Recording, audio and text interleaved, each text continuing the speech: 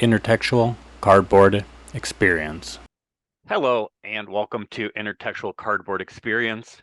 A really special guest today in Eric Slauson, a designer, a board game editor, teacher, and anything else that you want to add to that list?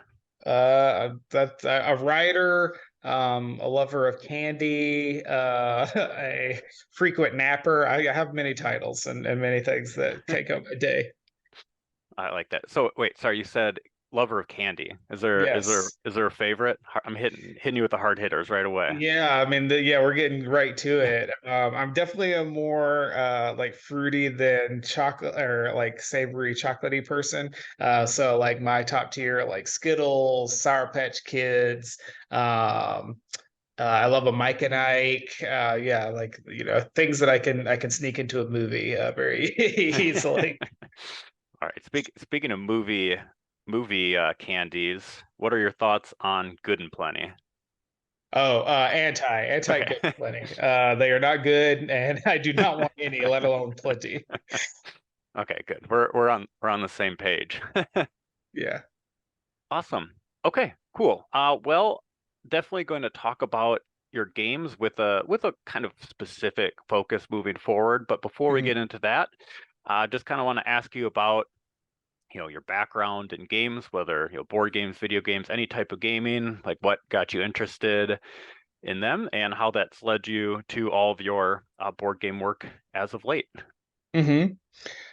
So yeah, I've always been some type of gamer. I got, from the original Nintendo when I was like six, Super Nintendo, Sega Genesis, PlayStation 2. Like I've always had at least one console, computer games, PSP, Switch. Like I always play video games. Board games, I kind of grew up playing, some of the classics like Uno. Played a lot of Scrabble as a kid, a little bit of like Rummikub, um, just basic like card game kind of things, and then just kind of fell out of it through college. College was like primarily video games, and then graduated. And it's kind of the same thing. It's video games, video games, video games. And then in like 2015 or so, I kind of fell headlong into the board game hobby, kind of discovering that there was this whole giant world out there of hobby games. And like with all of these mechanics that I had never seen before, like I had never played a game that was like cooperative, like a board game that was cooperative. I had never played a board game that was like real time. I would, like all these mechanics were like completely foreign to me. So I like started buying up everything I could find and trying to figure out like what kind of style spoke to me.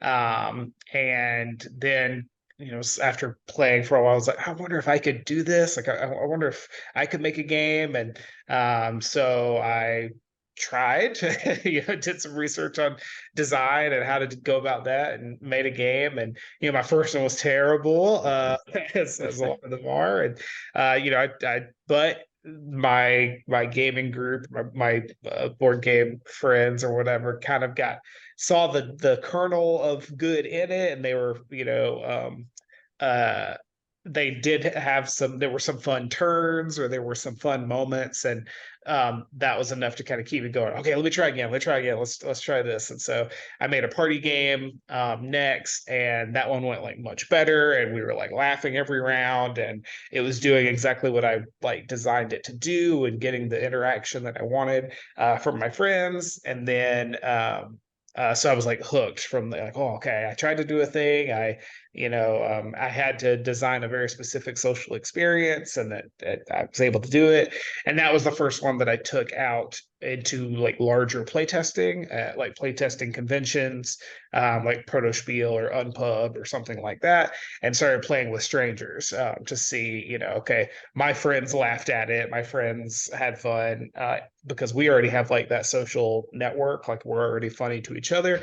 But can I put this in front of strangers, and like, will they still laugh? Will it create a new bond between us? Will it will the bond between like a stranger's friend group support the same style of comedy or whatever, and it worked there. So I was like, oh great, this is, and the rest is history.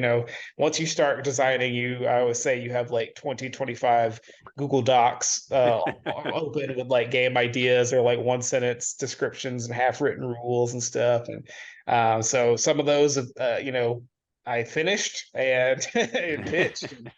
Now I've got probably, I don't know, seven or so games out in that span. So yeah, just started out with the classics, and then discovered the deep ocean of content that's out there, and then started throwing my own games into the sea. Oh, that's awesome. And that's funny, your note about all the Google Docs. I've lost a few games that were meant to be lost on post-it notes and margins of papers. Absolutely. So, yes. like I said, they were destined to be lost and never found anyway, but it's not. I like the Google Doc. Despite the cloud-based nature, it's a little bit more permanent. So yeah, absolutely. Okay, well, speaking of like the social experience, and the game of yours that I'm most familiar with and have played a good amount is MonsDRAWsity. Mm-hmm. And I got a lot of questions about MonsDRAWsity, but I think how you mentioned in that previous response, different games might hit with like different groups in different ways, and like having that experience with your friends and having like you said, kind of like those ins and being comfortable to make those things happen. Mm-hmm. The one thing that I have definitely noticed with MonsDRAWsity is I've probably played it with like 4 or 5 completely different groups, Mm-hmm. and every single time it's not the same experience, but like you said, the things that you're kind of like looking for and the things that I want in a gaming experience have played out and just been fun and funny. And I'll save like maybe my funniest story to the end of our MonsDRAWsity talk. But I guess what was your general kind of inspiration to create MonsDRAWsity? So kind of a multi-tiered inspiration thing. So the first I guess like push to create the game is my wife is a very, very good artist, and she kind of got into the hobby at the same time that I did, because we're part of the same board game group. Like, we're having game nights together, and so I'm in. Oh, I discovered this game, like, you got to play this is weird. And so she's playing things with me. She started kind of going to conventions with me, and saw me starting to design. And so, one day she kind of sheepishly said, like, can you like think of a game idea where I get to draw, or it's like there's drawing in it? And I was like, oh wow, I can try. Like, that seems like really difficult, and I wonder why there's not a ton of them. And like, sure. And so I went into started researching, like, why aren't there a ton of drawing games, and like the famous ones, what do they have in common? And like, and I asked her, like, just her opinion. And she said, like, a lot of times people don't like playing drawing games with me because I am so good at drawing. Like, if I use the example Pictionary all the time, like, if you're playing Pictionary with somebody who's incredible at drawing, like, okay, that's a bike, that's a race car, that's a rocket. Like, you just know what they're doing. It kind of like, it's not fun for them, and it's not fun for anybody else. So yeah, I was like, okay, well, it seems like you want something. We play games to kind of be challenged, or to use our skills. So you want something that's going to kind of challenge your drawing skills. And then everybody else at the table wants an experience where they have a chance of winning. So the points can't just be based on like who drew the best picture. So I started kind of just thinking about, okay, I'm like a theme first designer, and a lot of my themes revolve around like real life things, kind of. And so I was like, okay, what are difficult things to draw, like what are real life situations where it's like really hard to draw. And so there's like some dexterity ideas, like, oh, if you have to hold the pen weird, or you have to have your eyes closed, or whatever. But two jobs struck me at the same time. One was tattoo artists, and one was forensic sketch artists for like the police. And both of those ideas gave me the ideas for Tattoo Stories and MonsDRAWsity, which I actually designed in the same week. One is a game where you're a tattoo artist, so you're trying to like design tattoos for each other, and you draw them, but you, after you like flip your drawing around, you pitch it to the customer, and they award points based on like your idea. So your art isn't evaluated like based on the strength of your line work and your shading and all that kind of stuff. It's based on like how creatively you integrated their requests and how much you listened to them during the interview stage and that kind of stuff. And then MonsDRAWsity that you're talking about is one person sees an alien or a monster card. They look at that for 20 seconds. They put it face down. They describe it to everybody else for 2 minutes, who each has their own whiteboard. And they're kind of drawing as fast as they can. They're yelling questions, trying to get clarifying information. You're trying to remember what you saw and try to answer all those questions. And your memory is degrading over those 2 minutes. And then you kind of get to see what everybody drew, and figure out how much it matches up with your memory and give out some points that way. But it's as much of a like communication, memory, direction following game as it is just like, based on art skills. So so half of it was just like, my wife asked me to like design a drawing game, and I was like, sure, how about these two? But then also I got really fascinated with making art that is or ways to make art that are difficult. Tattoos, because your canvas is moving and alive, and because you can't erase, which is what I like put into Tattoo Stories, that you can't erase while you're drawing. And it's like everybody loves that little twist. But in forensic sketch artists, you can't see what you're drawing, or you're trying really hard not to put your own biases in when a witness is describing what somebody looked like. You have to be trained as a forensic sketch artist to like, what kind of questions should you be asking? What are some standard starting points, like for like head shape and eye shape? And the more you're trained and the better you get at the job, the more of a toolbox of questions you get. And as I played MonsDRAWsity more, and as I've seen people play it over the years at conventions or just online, it again is kind of doing what I wanted it to do, with like providing a similar experience where as you play it more, or even just in the same game, you slowly realize like, okay, I need to ask this question first, like, or I need to don't mention the color because we all have black markers. So like, don't spend the time talking about how green it is or whatever. Like, so it gives you that experience of being a sketch artist, but micro, and Tattoo Story similar, being a tattoo artist, but micro and silly. So yeah. That's great. Yeah, I mean, you mentioned it right at the end there, but I was thinking about my experiences and kind of like leveling up the questions as you get better with it, and trying to think of like the structure or the order and where to like place them and everything like that. And that's definitely something that you said happens within the game, will happen between games.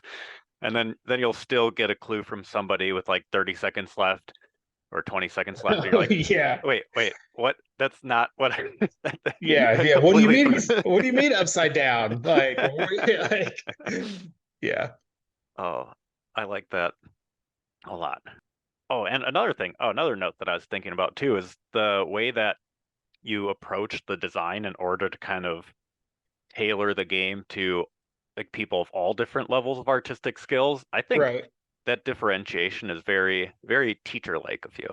That's Yeah, definitely. I have somewhat of a trademark or a through line in a lot of my games where that a lot of it comes from teaching with, like, yeah, differentiated skill levels or multiple paths to success or multiple paths of victory, and showcasing multiple skills. So, if you got a classroom of 30 kids or whatever, they're all good at something.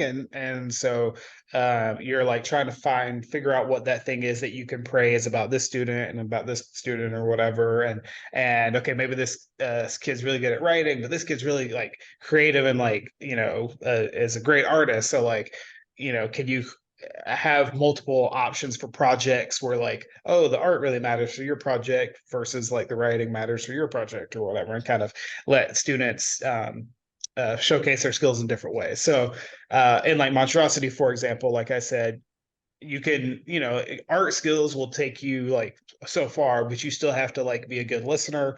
Still have to like manage your time really well, because you only have 2 minutes. You have to like be actively asking questions, or there's like a lot of communication. So a lot of times, like people who are good communicators like have beaten people who are like professional artists, because they'll, even though the people who aren't very good at drawing, like they kind of draw like a rough shape or like kind of but they'll get like the vibe right, the actual shape of the monster is right. Maybe it doesn't have like cross hatching and like, it's like 3D, and it's, it's looking at you 3/4 profile or whatever, but like it actually is. If I closed my eye or if I squinted and saw it in the dark, like that's exactly right. That's the one, because they were listening. So that's cool. It gives them the ability to get points in a different kind of way. And then also, like, the witness has the ability to earn points every round, based on how good their memory is. So essentially, like when everybody looks when everybody shows you their monsters, you secretly write down which one you think you remember the monster looking like, and then you actually reveal the monster to everybody, and then all the artists vote on which one is actually the closest. So and if those two numbers match, if the number you wrote down secretly matches the artist's vote, then you get a point for being credible. But what happens a lot of times is you look at one as a witness, and you're like, oh, it's number 7 for sure. That's exactly what I remember. And you write down number 7, and then you flip over the monster, and it does not look like number 7 at all. And all the artists vote for number 1 or whatever, and so you don't get that point as a witness. So yeah, you can get points through memory. You can get points through just like brute forcing art skill. You can get points through being a better communicator and a better listener. So different ways to score points, and different ways to give praise for what people are good at. And another, like, one thing that happens a lot in MonsDRAWsity, and this depends on the group, but I've played hundreds and hundreds of rounds between conventions and game nights and all that kind of stuff. And a thing that happens in the game kind of organically is people, even if you don't win a round, your quote unquote opponents will point out things that you did better than them. They'll be like, okay, number 7 won the round, but then everybody else will be like, oh, but your feet are so much better. Like, or like, you nailed the feet, or like, oh, I wish I had done the eyes like you. And so the witness will say like, man, it was really between this one and this one. It was like, even if you don't get a point, you get like a compliment, kind of. So yeah, that, like you said, that comes a lot from teaching and trying to find the cool thing about every student, and provide opportunities for them to shine. So Yeah, very neat. And the scoring, the way that it's set up and the way you described it, that makes like a ton of sense. But and some party games don't necessarily even have that at all, or the scoring is maybe not the most congruous aspect of it. It's kind of like, yeah, whatever. But for this, like, it does, like you said, reward you for getting it as close as possible, getting like the vote of your peers, and also the remembering. but then also having kind of the built-in, maybe the kudos points that you mentioned of just like having people acknowledge it. It just gives you the multiple levels of success alongside just the experience of being there and having a great time and shouting out everything and drawing as best or close as possible. Yeah, try your best. That's all it is. Yeah, try your best. Very neat. So I feel like a lot of the things that you have been mentioning tie really well to this next question. So I guess this next question is more of like an anything else. In our early communication, we did kind of analogize, creating a good social party game to writing comedy. And well, I don't know. I've technically maybe written some comedy. I've never created a social party game or anything like that. But do you feel like there are any other steps? Because again, I think you just mentioned them in the multiple paths victory and some of the other things that you're talking about that you try to work towards creating that effectively creates those fun social experiences. So sorry, can you rephrase your question? I can definitely rephrase. So basically, I think you have mentioned some of them, but what are some other things that you are thinking about to create like just fun social experiences with your game? Okay. So one thing that especially for party games, but I have brought it into other things as well, that I've designed, is the element of like surprise. So and this kind of comes from stand-up comedy. Like I did a lot of stand-up in college, like semi-professionally, and then I still do it like a couple times a year now. And like that's most of what stand-up is, or improv or comedy in general, is like surprising the audience, kind of a setup and then some sort of turn for the punchline, or some sort of, even if you know kind of where I'm going, you don't know exactly how I'm going to phrase it, or the tone of my voice when I say it. It's like about surprising. So in party game design, that's similar. It's creating moments of where you get to reveal something to everyone, or you know just something emerges through play. This is a big part of like RPGs. I mean, you're improving the whole thing. It's constant surprise. You're getting surprised by the DM, and then you're surprising everybody else with like how you solve the problem, and the story is unfolding. But in party games, if you go to something just like basic like Cards Against Humanity or something, when a joke card is revealed, the reason you laugh or whatever is that it's a controversial statement, or it's oh wow, that's a funny thing to say out loud, or whatever. And one of the reasons why it kind of has like a diminishing returns is after you've seen that joke a bunch of times, like you're losing that surprise.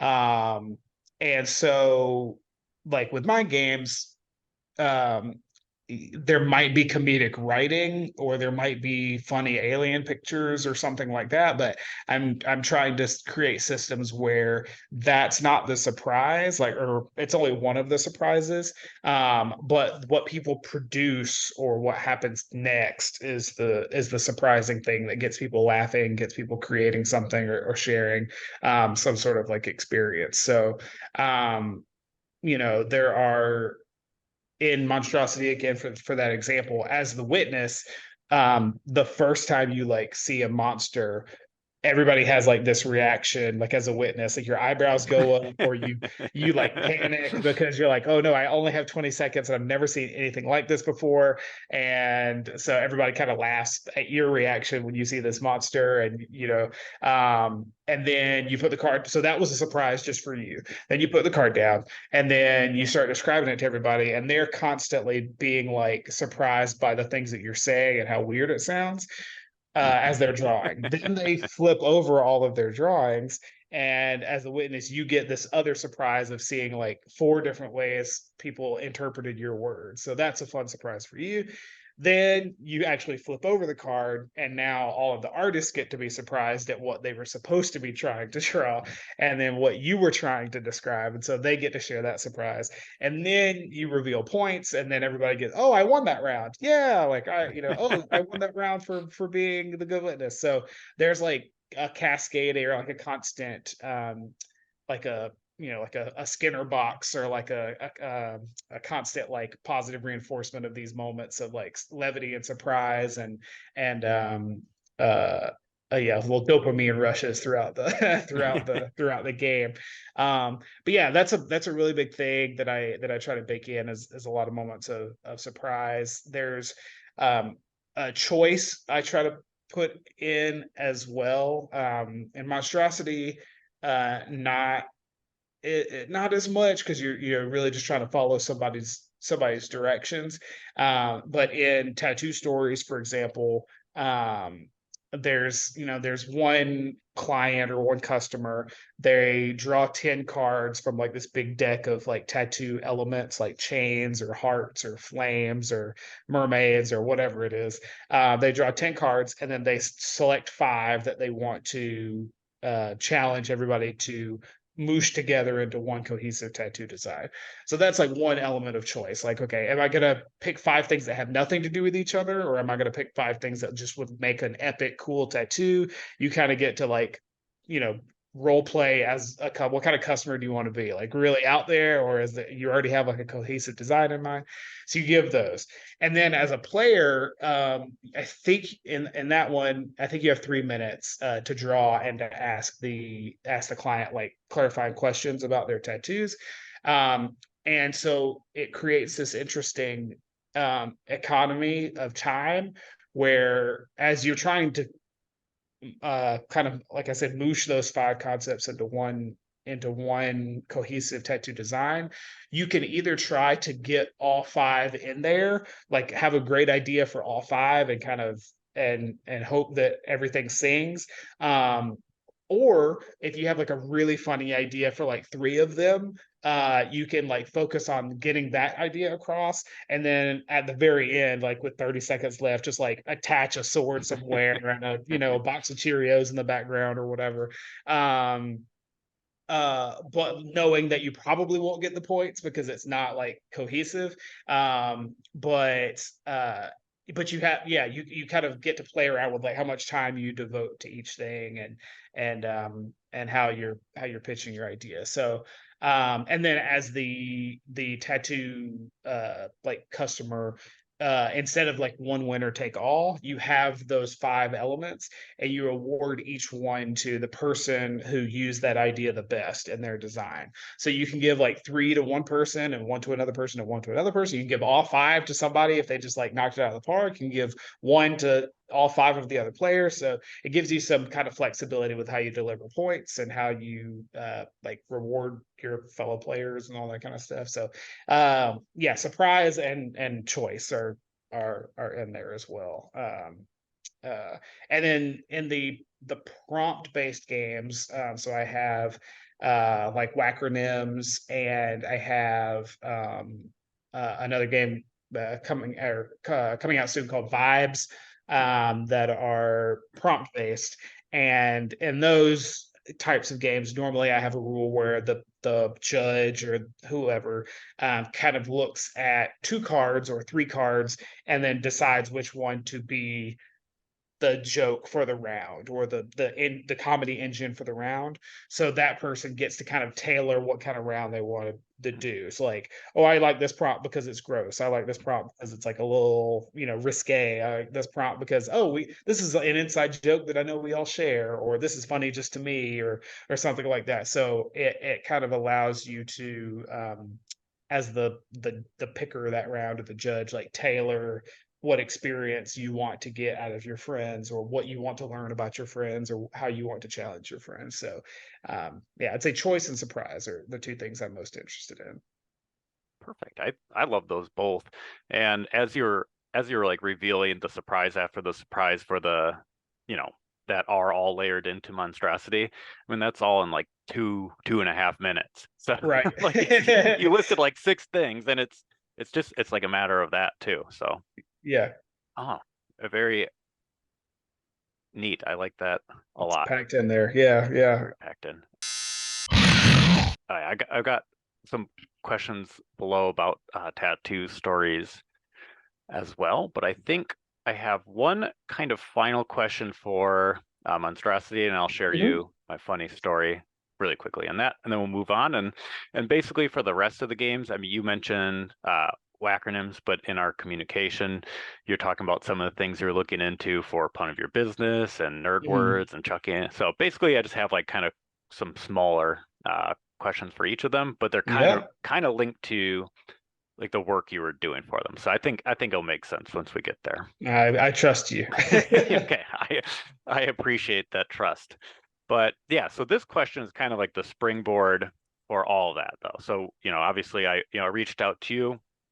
I've been listening to the BGG podcast with Candace Harris and the episode specifically with Elizabeth Hargrave with the topic about, creating games for families and things like that. And Elizabeth mentioned MonsDRAWsity, and then her conversation with you about the work that you put in to do like just some extra like research for the forensic sketching and everything like that. And then how, and I don't know, it makes a ton of sense, but I mean, I don't think all games necessarily do that. Whether it is like a party game or whether it's not, like it doesn't really matter. But I think for me then the question, I guess, is, what were some of the things that you were specifically, like looking into, researching? How far did you fall down that rabbit hole? and then I guess, what about the research did make its way into your game then after that? So any part you can answer. Like I said, for both tattoo stories and MonsDRAWsity, both of them were kind of born out of like a career, so like a real like tattoo artist or forensic sketch artist. And I've always been like, I love documentaries. I love just learning about slice of life stuff and other people's experiences and just learning in general. So and I was a beginning designer, so like I don't know how you like, it just makes sense to me. Like I'm gonna learn a lot about the theme that I'm trying to do. And there was also an element of tattoo stories specifically. Like I don't have any tattoos, and so I was like, okay, well, if I'm going to put this out there, I feel like people who play are going to be like, okay, are you like, are you just, are you making fun of tattoos? Are you, and it was important that like it came across that it was like a celebration of tattoos and like the concepts behind them and the love that goes into them and the creativity of the design and all that kind of stuff. So so for both of those and for the other games that I've designed, I end up like in deep rabbit holes of research. And it's one of the things with party games, like it's not always that hyper specific. If you have like a word game or something that's kind of themeless, then a lot of that research is like just kind of trial and error of what words are too hard for people to guess and what are too, it's like just like experiential research and playtesting research. But for Wacronyms, for example, you are creating new acronyms for like very specific situations. So there's like a joke card that comes up or like a prompt that comes up, like, a television channel that would have smash every ratings record if it existed, instead of ABC or NBC or whatever. Like you make up your own channel and it would have incredible ratings. And so there's like some letter cards come out and you can use those letters to make up your own TV channel for that round.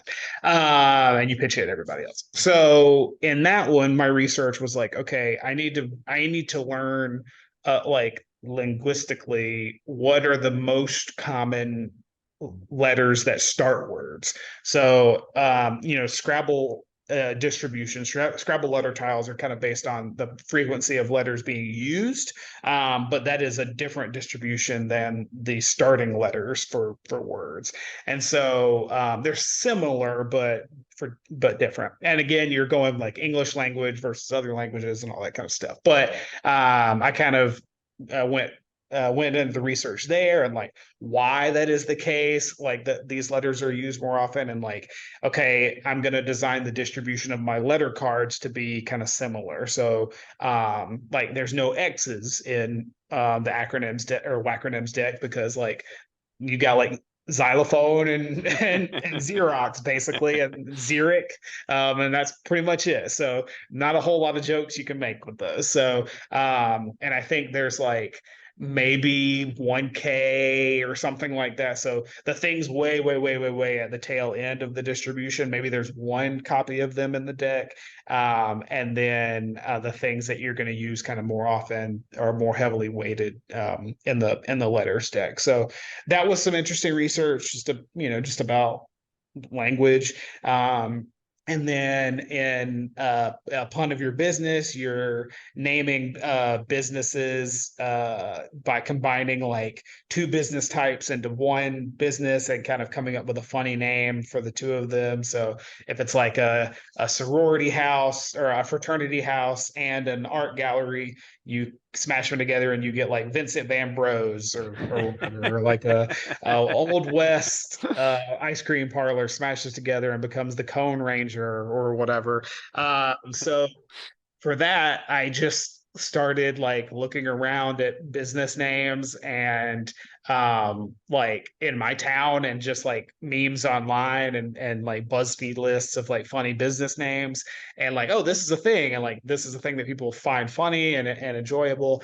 And then as I started designing, as a writer and a reader and a comedian and stuff, like I have an ear for wordplay and for punning and replacing one letter with another letter to make it a different word, that kind of stuff. But uh, how do you support or like scaffold that type of play for somebody who doesn't have that kind of training? And so like in the rule book, it explains what a pun is. It explains the different types of wordplay. So in the rule book, it even opens up, like, even though it's not really a pun, you can just make like a rhyming name. You can make like a portmanteau. You can make like an alliterative name. It's like it kind of opens it up a little bit broader than just a auditory pun or like a turn of phrase kind of pun. And then there's some other kind of support systems in there to kind of help people who don't have that skill naturally. But again, that came out of just research of like, okay, what are all the different types of wordplay? What works with this within this system? And then, like I said, MonsDRAWsity was a ton of research about forensic sketch artists, what their training is actually like, what makes their job difficult. That got me into like on the other side, like what learning about memory and the fallibility of memory, and getting way deep into like the weeds of the justice system and like witness testimony, and like times when someone like swore on the stand that they saw this person in a red jacket, whatever, and then they like find some footage later and they were like shirtless, they didn't have any jacket on. Like, where did you get a red jacket from? So yeah, just like that got really fascinating. And I there's some like illusions or some things that are evocative of that research in the game, even though it's a silly thing where you're drawing aliens. I'd say like at every convention that I go to, there's like one or two people who during a play test will say like, is this about like the justice system? Is this about like witness testimony? And is this about like how bad our memories are? And is this like about the psychology? Like they'll, you bring kind of your own, some of your own like prior knowledge to it sometimes, and see things that I've kind of buried in there. So, and then similar for tattoo stories, like people when I was demoing that at conventions, people who had tattoos would come up and be like, "Oh, it's like really clear that you weren't making this to make fun of tattoos," or like they would show me their designs that they had on, like, "Oh, this is just like this weird tattoo I have, and here's the story behind it," and they would like organically tell me their tattoo stories. And yeah, that came out of a lot of research about the history of tattoos and like the different styles of tattoos. And I did research on like interviewing tattoo artists. Like I know several tattoo artists. Like, what are the things that people are always asking for? What are the things that people like are constantly trying to get covered up because they regret it later?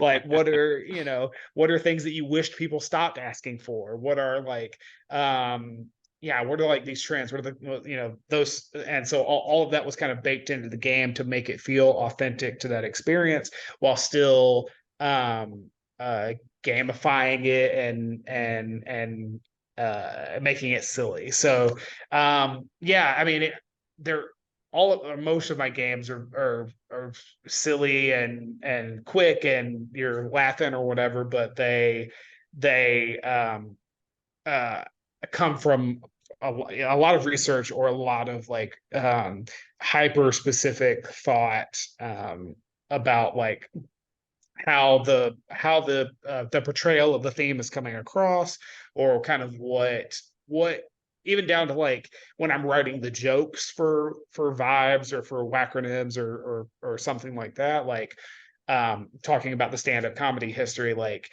uh as a if you know a stand-up comedian like in your personal life, there you probably frequently hear them like talking to themselves, and it might be like the same sentence over and over and over, and it's because like like they're trying to figure out what is the funniest inflection of a word, like that's before you even get into like, oh, is it funnier to say like, butt, or is it funny to say booty, or is it funny to say behind? Is it funny to say, what's the funniest word for this sentence?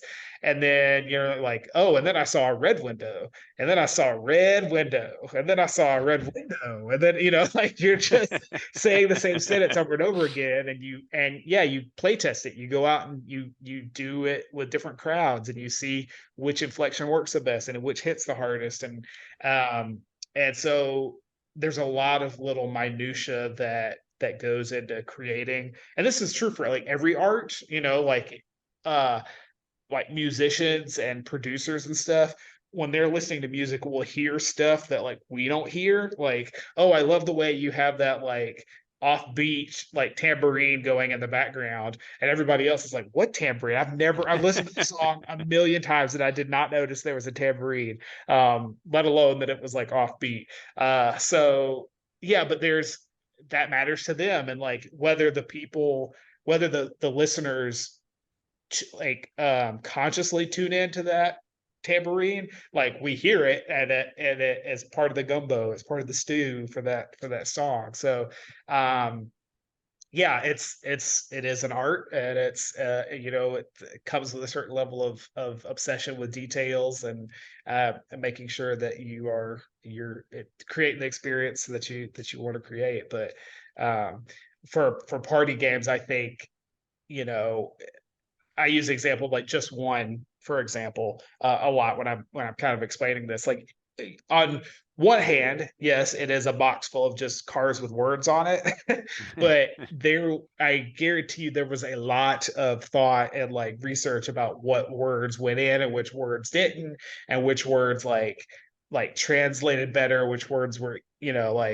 um, kind of trap words like that you think would be easy but are actually hard because everybody's going to write the exact same clue. Even if you have a game that is just a bunch of words on cards, it usually came from a bunch of research and a bunch of thought. Not all the time. Sometimes, it's just a cash grab. It's something that they slap together real quick to make a buck. But most of the time, I would say, there's some thought that went into that. So yeah. Nice. I and another thing that kind of stuck out to me from your response there was, you put in, like all the time and effort to like care. I mean, obviously put care into your game, which obviously, but and then to create like good experience for like everyone who's playing it, and the specific example that you provided about the tattoo stories and people like telling you their tattoo stories. I really like that. It's just like kind of like a never ending cyclical experience where the game like Yeah. keeps growing, like not off the page, but off the cards, off the cardboard or whatever. Right. Uh, Yeah, that's the dream. You want it to, I want you to carry something with you out of the game. I think that's an important thing for party games as well. That you want some sort of memory, you want some sort of story, you want some sort of inside joke to follow the players outside of it. I think it's a differentiating or something that's different between like strategy games or kind of like heavier games, crunchier games. Those, for me at least, tend to be the experience is during the game. Like, oh, you have clever moments during the game, you have, tense strategy or whatever, and then you're like, oh, Ryan wins. You're like, yeah, and then you pack up the game and don't really ever think about it again. Or and maybe what follows you is like, if it's a good strategy game, your desire to play it again, and you'll start thinking about strategy outside of that. Like, I should have played this card instead of this card, and oh, that's an interesting system. Next time, I wonder if I could do this, and you kind of get into the system of the game. But with a party game, I think one of the goals is that you have more evocative memories, or everybody's go, oh, I want to play that again, or like, oh, can we play that word game again? Can we play that monster game again? And then people are like, oh, remember last time when Jerry said that it had 6 heads and it really only had 2, and like, well, how did you get 6 from 2? And you have those kind of more memorable experiences. So yeah, that's something that I see as being important, and coming from caring about things, and making that experience. And even something like Chucky, you have this like Chucky or Child's Play game coming out early next year, and that was a similar thing with the research. Like, I grew up watching all the Chucky movies, and the TV show, and kind of following. It's like a great bonkers gonzo franchise. But when I got put on the team with Banana Chan and Yunsu Kim to design the game, we were like, okay, we need to rewatch all these movies. We need to pinpoint what it is that people love about the movies, what we love about the movies, what are like the rules of the universe, what's the tone of the universe, what's the, because it's an IP game. So yes, people are going to buy it who maybe aren't like massive fans of it or have some sort of cursory knowledge, but a lot of your audience is going to be like diehards of the IP. So you want it to come across that you care about the IP, and that you know about the IP, and that you get the IP. So yeah, that research goes into that as well. Perfect. Well, I will share my one kind of story that has stuck with me the most Oh yeah, from let's hear Monstrosity MonsDRAWsity tale. before we move on to like some, I guess I'm not going to say like less detailed question, but maybe more specific, less conversation. Yeah, you'll see. But one time I forgot to grab the like the stop card, the look at the yeah. So the least, there's just like a tiny little monster holding up a stop sign. There's not much detail. Friend is like, it's like circle thing. They're holding a stop sign.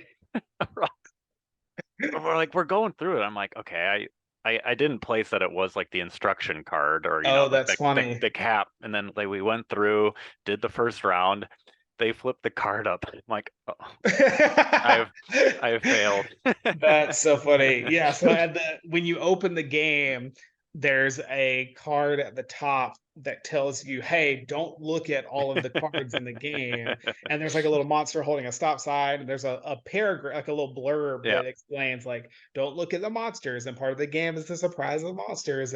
And so that's so funny that that was like their first monster.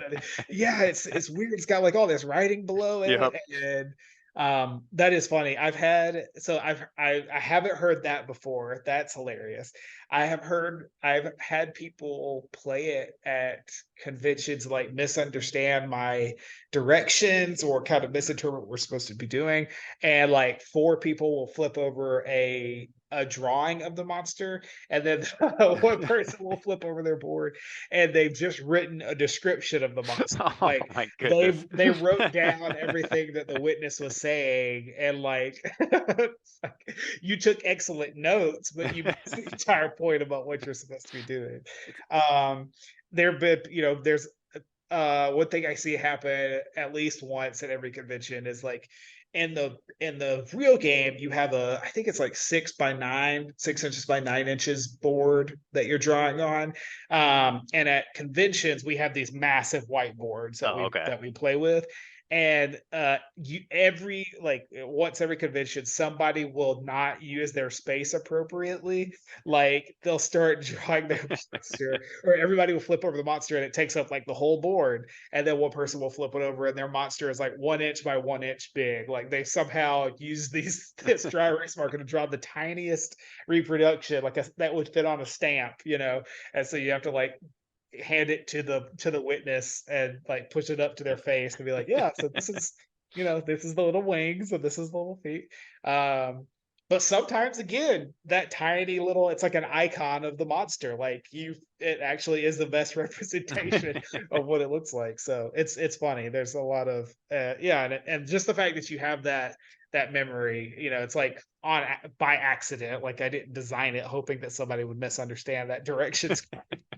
But that kind of thing is that emergent experience is the dream. That's what I'm looking for. And you've got some new game design ideas, like a stamp creator one built in, Yep, and you got reverse telling descriptions of what the monster looks like. yeah. I'm not we sure. gotta make a game for the philatelist out there, the stamp collectors.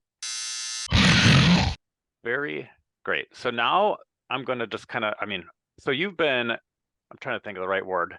You've been a bit clairvoyant in a lot of your responses. You've knocked out questions. You've been skipping ahead on the test, and like you've been knocking some things off. But there are still some things remaining, and I was just curious, for when you were researching tattoos for tattoo stories, were there any like types of tattoos or any tattoo artists that you found that really that you found super striking? Like, obviously you probably found like a ton, but was there any that like stuck out to you, like a style or an artist? You're like, That's wow. interesting.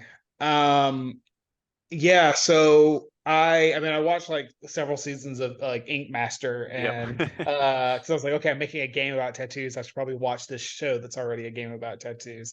And that gave me a lot of information about, okay, this is difficult because of XYZ. This is how you judge a tattoo. This is how you judge they get into a lot of the technique, obviously, like the line work and the shading and all that kind of stuff. But a lot of times they get points for like the creativity of their design and that kind of stuff. And so I got into that. I got into there was actually one season, I don't have the person's name in front of me, but somebody got eliminated. They were like a very good artist, like their tattoos were cool, but they got eliminated, and there was like a controversy because they got eliminated because they didn't have tattoos of their own. Like they were a tattoo artist that didn't have their own tattoos, and one of the judges had like an issue with that, and like how can you like put somebody under the needle if you haven't been under the needle yourself? And so that was like an interesting thing that went into that thing of like, okay, well, I don't have any tattoos, so I really need to make sure that it comes across in the game that I love tattoos and I love the culture and all that kind of stuff. So how important, how personal this is to people. That's what that kind of episode and that kind of controversy taught me. And then as I started researching like different like tribal kind of tattoos and like in like Pacific Islander style tattoos. There's like the tattoo style where instead of like the tattoo gun, it's like you have like it's basically like hammer and chisel, and so you have like the like a needle and you're like tapping it like kind of pinpricking their skin over and over with like little thousands of microscopic little like taps. So like that was super cool. And but for that, most of the when you get into like the aesthetics and the styles and the artists, you know, the reason they're popular or whatever is how like beautiful the tattoo is. But I had to make a game that my wife didn't just automatically win because she's the best artist. So I started, you know, like that was like that was my like treat during research, was just to like look at cool Instagrams and like look at tattoos. But most of my research was about the ideas behind tattoos. And so that let me down, you know, like, yeah, some of the historical like reasons why people get tattoos, like, oh, I lost a loved one, and this is like I got the waveform of their voice, you know, like kind of thing. Or this is like a thing that's a popular, like, you know, again, historical or tribal tattoos. Or we all got the same tattoo and as a platoon, you know, like what are the reasons people get tattoos, what are the stories behind these. And yeah, so that's kind of where most of my focus was devoted towards the history and the stories. And then just getting to like scroll through cool pictures was kind of was after I got done researching, I'd spend a couple extra hours going through tattoo artists Instagrams. Yeah.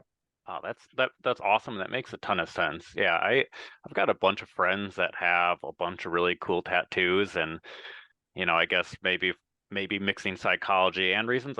I've never gotten a tattoo. I couldn't tell you why I haven't, or why I would. It just hasn't happened. But Yeah. and then for some reason though, maybe I was like, maybe my phone was spying on me when I was talking to a friend about their tattoo. But I started getting these TikToks about kind of, you know, unique tattoo artists around the world or things like that. And Yeah. some of like the styles that they were creating and everything like that. Like one person made these, they're kind of like patches, so it made it look like they had like a patch like Oh, tattooed like cool. onto their skin, and Yeah. like, and it showed some of the kind of like the knitting work, like Stitch busting work. the stitch work, like busting out and stuff. I'm like, I got 4 or 5 of them and I saved them, and they were so cool. I'm like, oh my goodness, like I don't know why this is on my feed. I don't, Well, it's going to be on there but more but now with you but it's, clicking on them and saving them. oh yeah, and Yeah, but that I sounds wasn't gnarly. gonna That's cool. complain. So yeah, it was super cool. Yeah.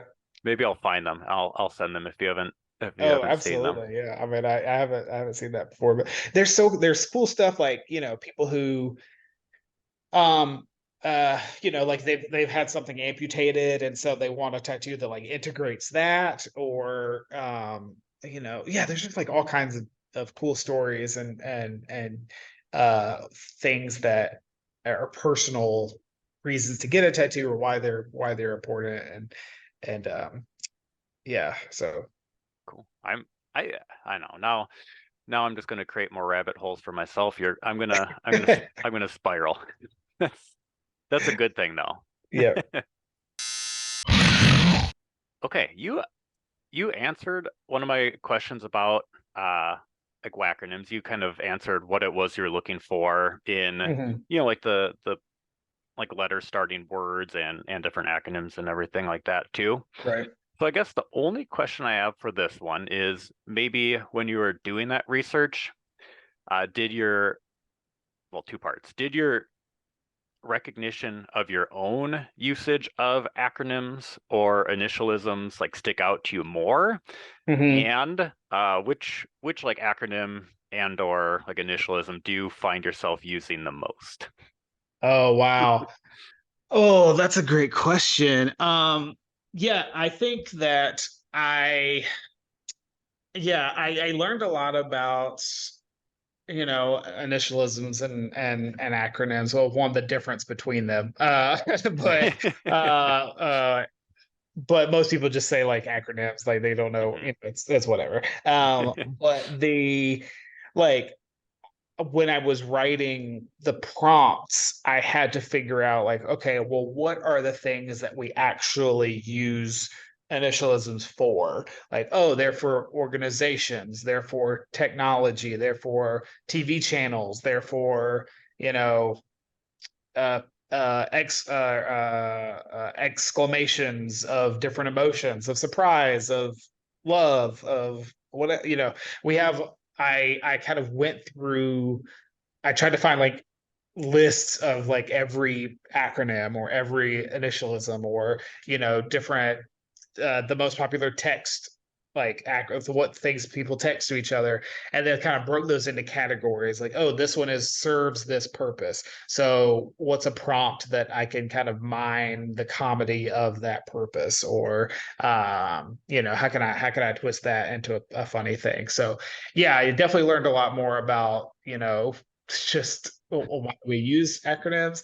And then what's the ones that I use the most often? I mean, I think probably I'm a millennial, so there's a lot of like, you know, ROFL and LOL, like, you know, just the OG classic laughing reactions. You know, before we had emojis, and with the, you know, laughing crying emoji or the skull emoji when something is really funny, we had to type everything out in my day. So uh yeah, so a lot of LOLs and stuff.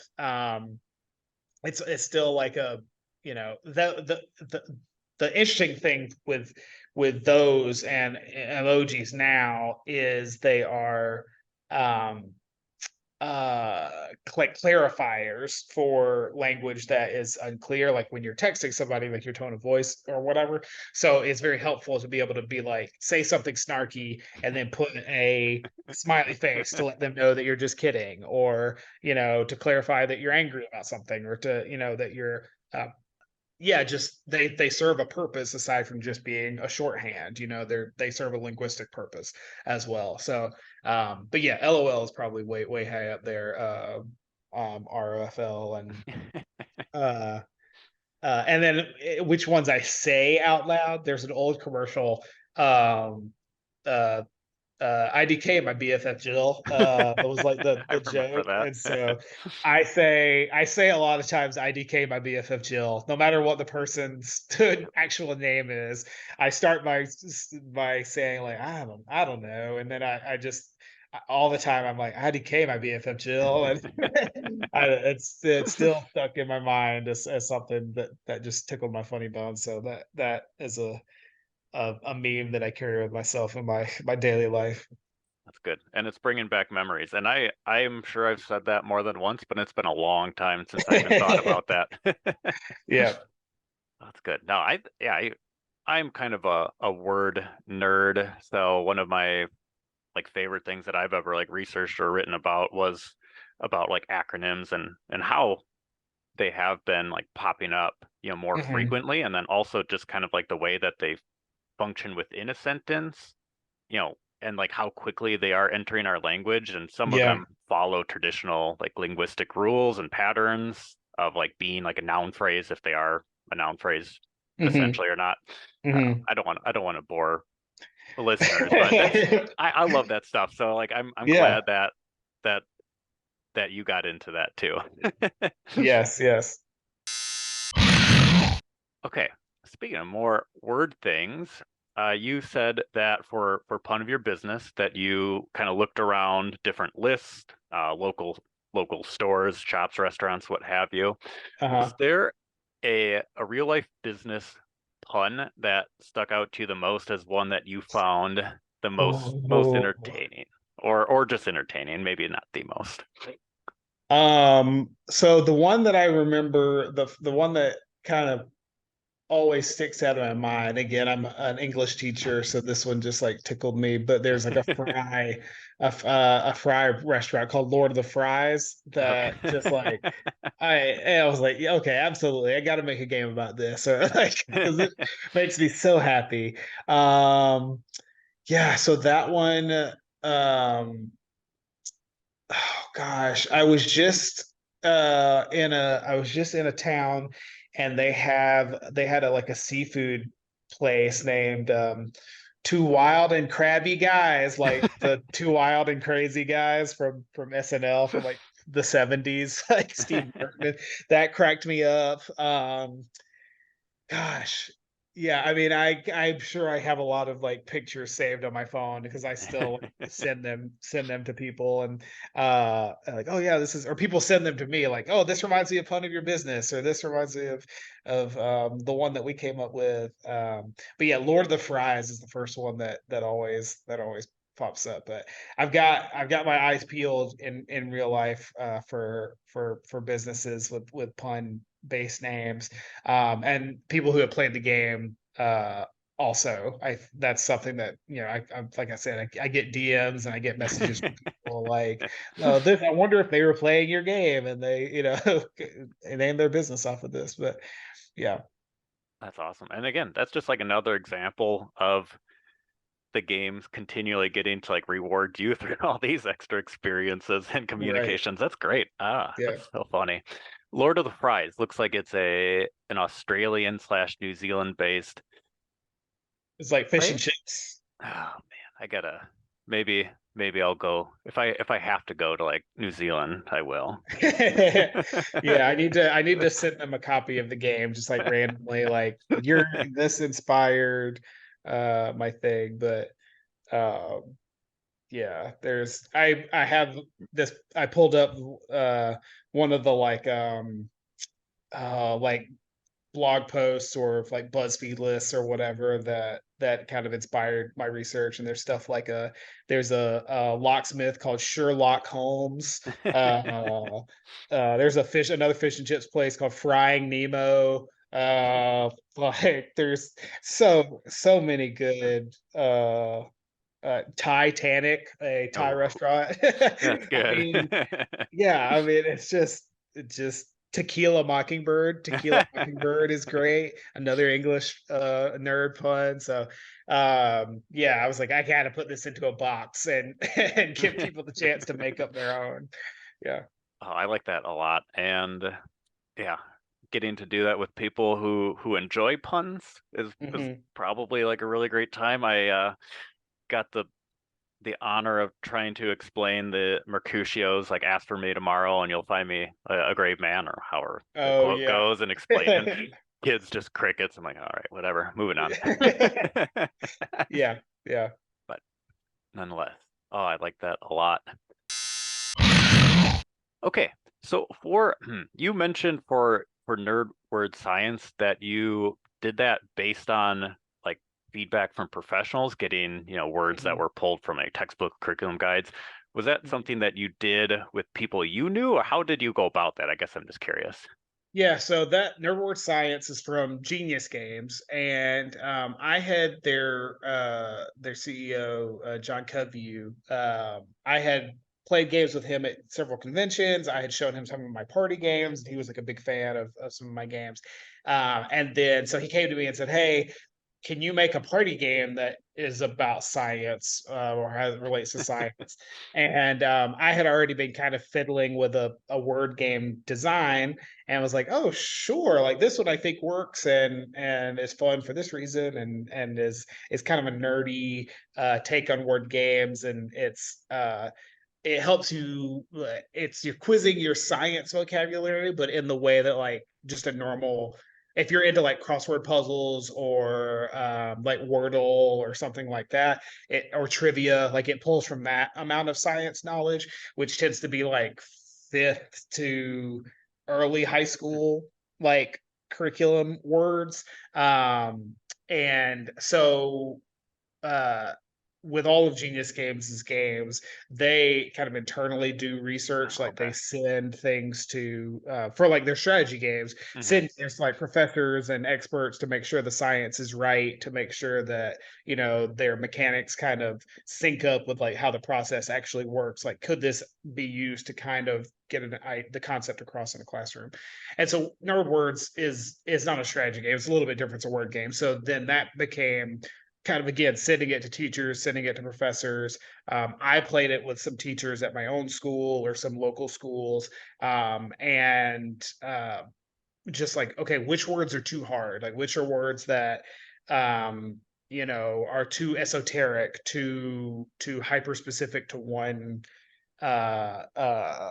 discipline of science, like which words are harder to guess because they don't have a bunch of different letters, to give clues with. Because in nerd words, the way that it works is you're trying to get your team to guess a word, and you're giving them one clue at a time, but your clues have to start with letters that are in the word. Oh, So if you're trying to get them to guess volcano, you can say ash because there's an A in volcano. You can say cone. You could say, you know, uh I don't know, Oahu, because there's an O in volcano. Like, you can kind of be creative with your clues, but it's got to all start with the letters that are in volcano.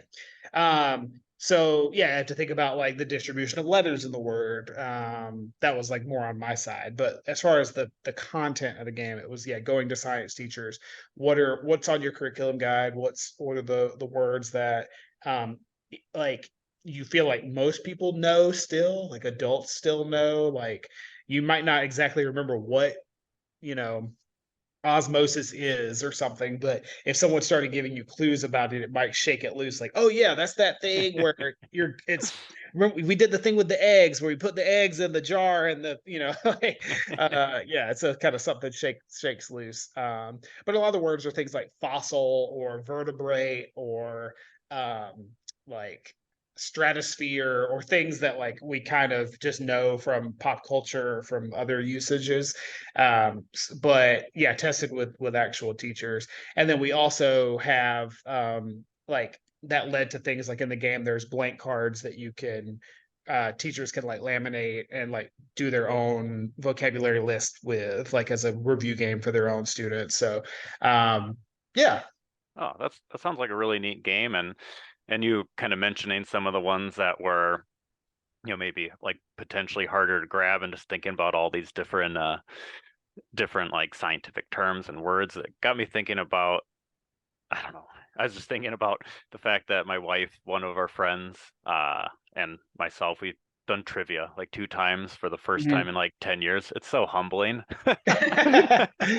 Yeah, Just like, yeah. oh, and it's like always the tip of your tongue, always like, somewhere back in the brain, always like once you hear the answer, you're gonna like, be angry at yourself. But Sure. But that's what you got. I mean, but if you had somebody giving you clues, then exactly. maybe it shakes loose. Yeah. Very neat. Okay, so kind of on to the final game that you mentioned in our correspondence, and you talked about it a little bit already, and that is Chucky. That's coming out next year. So is this well, 2 questions, I guess. Is this your first kind of co-design, or Not technically, okay. or the first one that is released. But first co-design was, I'm trying to think, double check. I designed a game called Runes and Ruins. That is, you can find it's on BGG, but there's a game called Skulk Hollow, that's like a one versus many style game. It's kind of like Shadow of the Colossus style, like a bunch of like normal sized like anthropomorphic foxes are trying to battle one player who's a giant monster, and you're trying to climb up its body and stab it and all kinds of stuff. So anyway, so there was that game, and then they just released a new version of the game called Mall Peak. And whereas the first one was like kind of more foresty, this one is more like Arctic, frozen monsters kind of thing. And so Eduardo Raff, who runs Pencil First Games, which is who makes these games, came to Alara Cameron and I, and said like, "Hey, we have this idea. Like, what if there was a game between the two to kind of merge them together, or some sort of like narrative? I don't know. Like, can you can you make a game that is like something that is small and a self-contained experience?" And he just kind of had like a vague idea of what he wanted, some sort of like connective tissue between these two experiences. So yeah, Alara and I kind of put our heads together, and we made this like choose your own adventure thing where you're scratching off. You have like the cards have like scratch off on them, and as you make decisions, you scratch off things, and there's like branching consequences. And at the end of the game, you get you have like a little like a card basically that gets shuffled into the real game, into Mall Peak.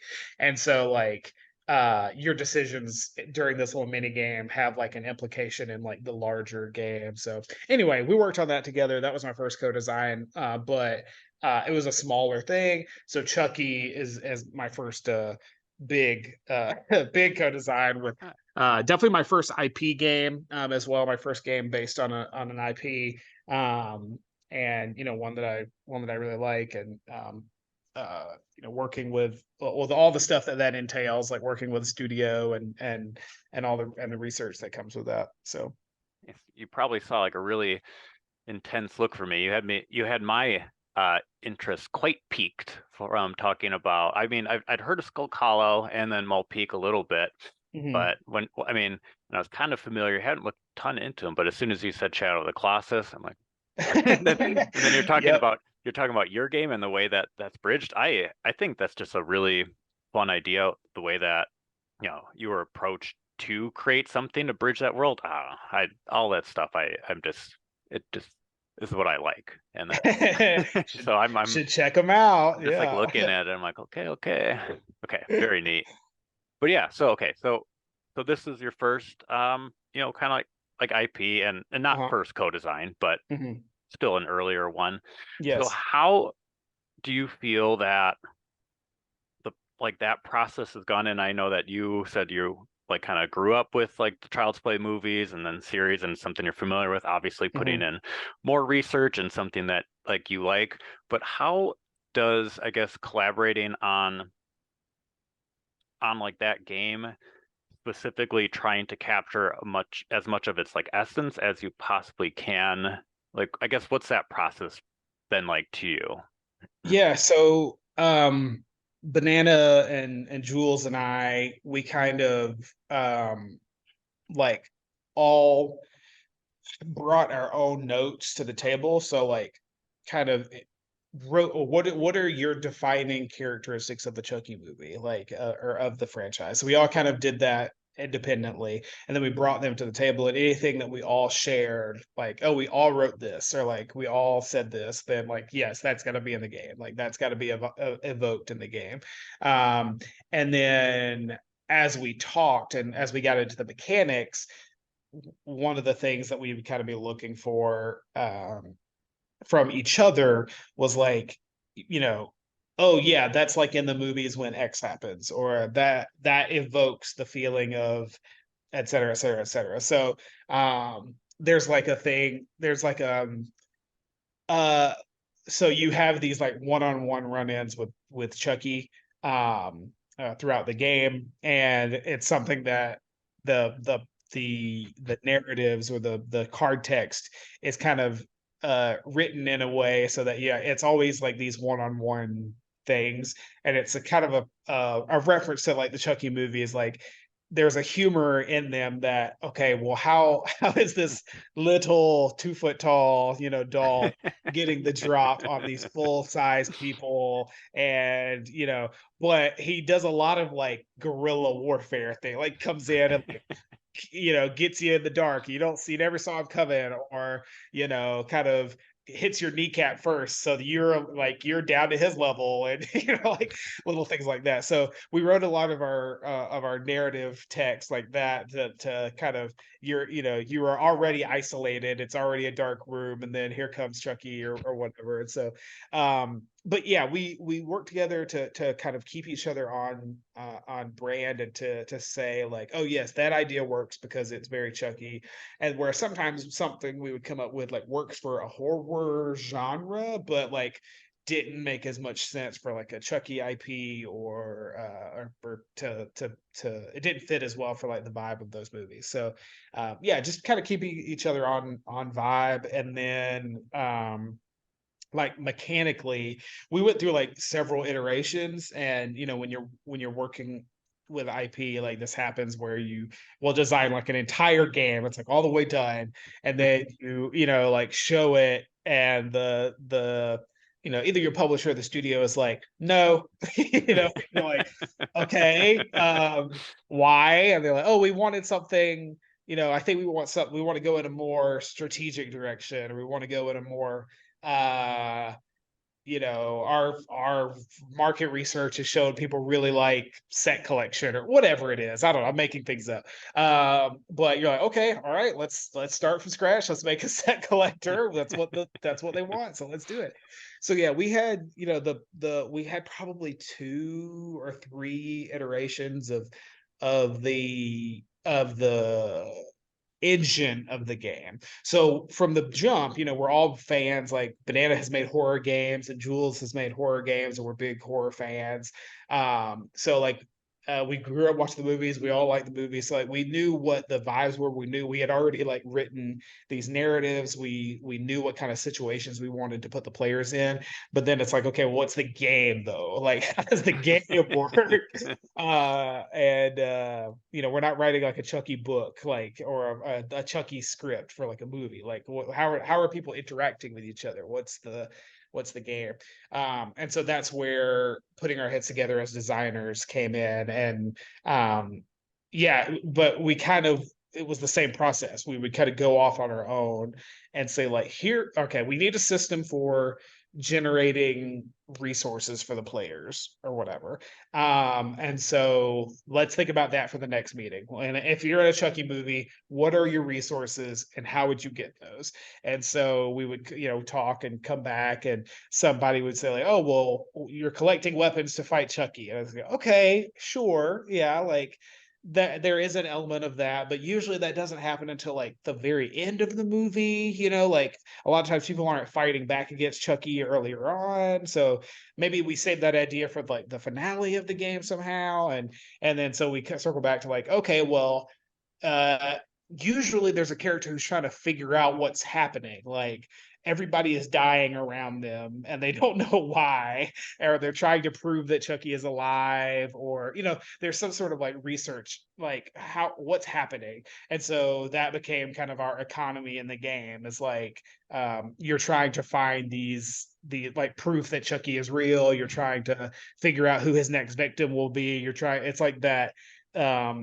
Like it's similar to like the Scream franchise. It's always like, who is the killer, who's going to be next, who's who's under the mask. Like that kind of vibe is present in Chucky as well. Like the person who survives at the end of the movie is usually like, oh, this is weird, like this my gardener disappeared, and then the mailman stopped delivering the mail, and then like, yeah, it sure is dark, all of a sudden the power went out. I wonder what's happening. And then you finally figure it out too late, and then you have to collect weapons and fight Chucky or whatever. But yeah, we just would kind of go off on our own, then bring it back to a team meeting, and then run it through the filter of like, is this evoking the feel of a Chucky movie? And that's how we figured out what stuck, and then put all that together and pitched it to the studio, and they were like, yes, this is what we were looking for. And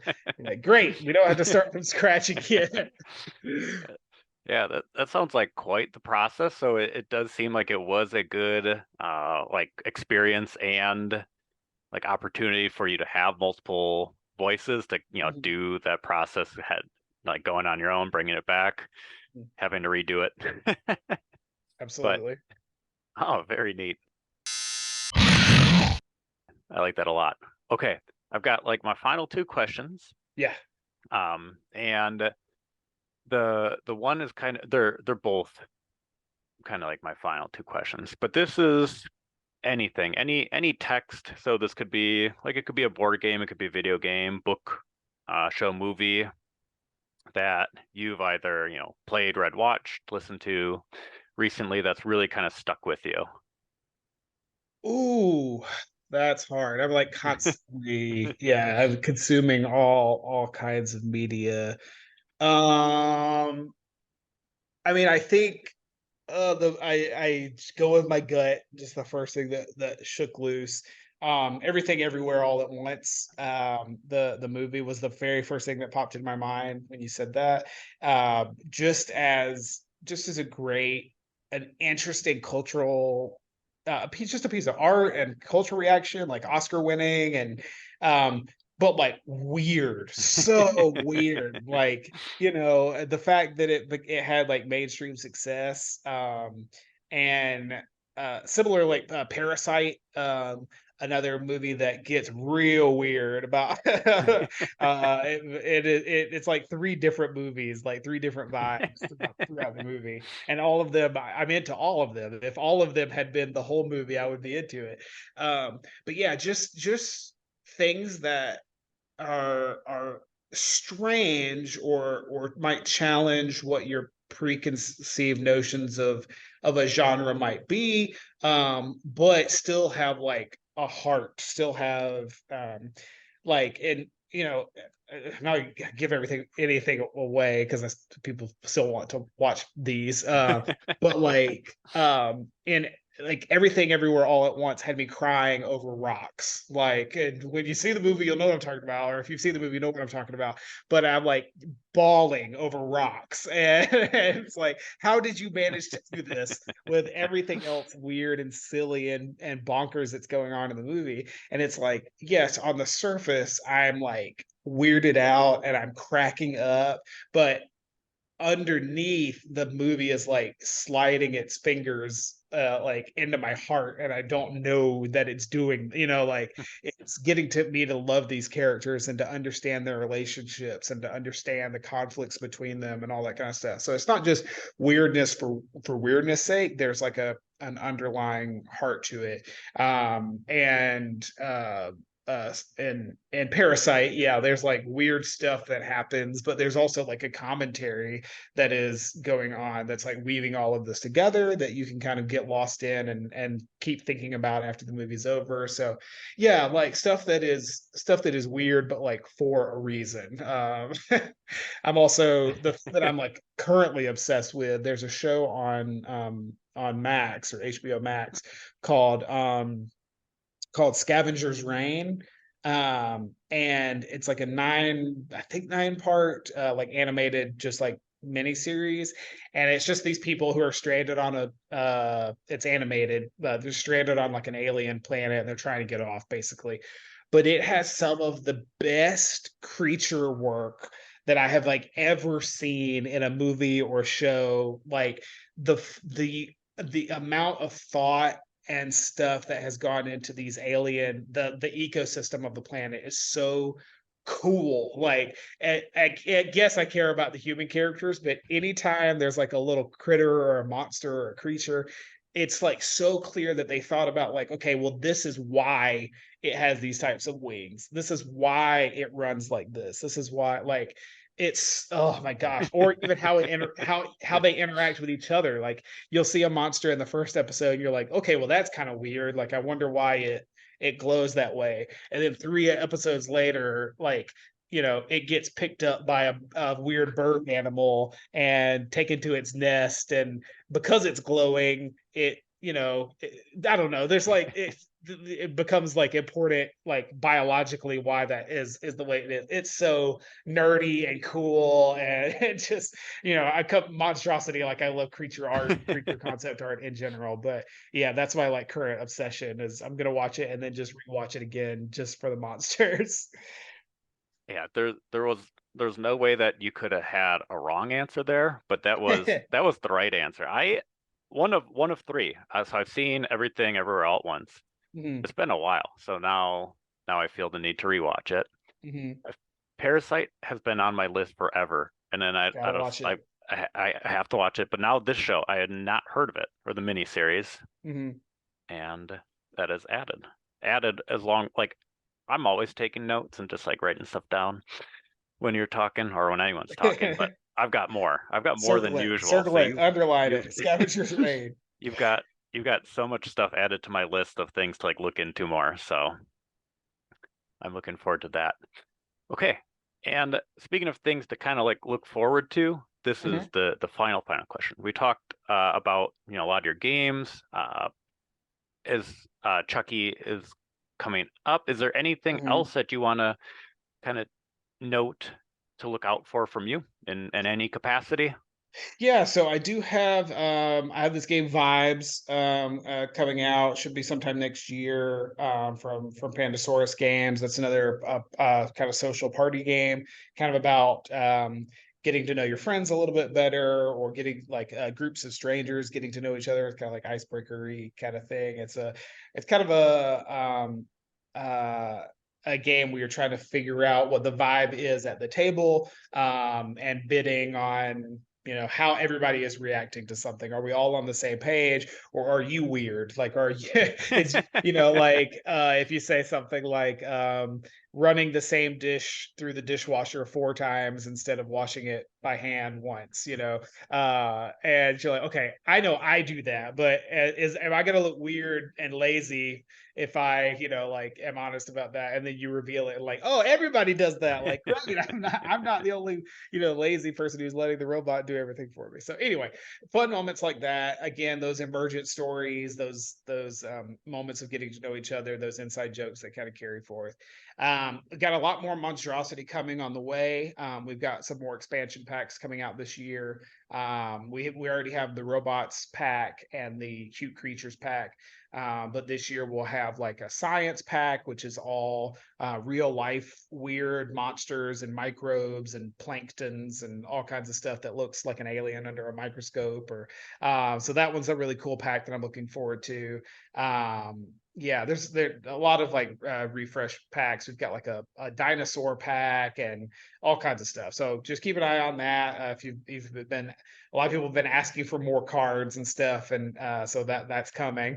Yeah, so Vibes. I got more MonsDRAWsity coming. We've got Chucky coming out. I have some like writing work. I've been doing a lot of like editing work for rule books. So you can kind of on BGG, you can see some find me on there for that. Done some things like the Wolves and Emerge from Pandasaurus, and some other games. But so I've got some more rule books coming out. But also like some writing for games. So I there's a horror RPG called Home. It's like, I think the official is like Home colon a map building horror RPG or storytelling game or something. And that was just on Kickstarter a few months ago, and I think they're near starting or somewhere close to fulfillment or something soon. But that I got to write an entire like adventure for, or an entire module, so that was really fun.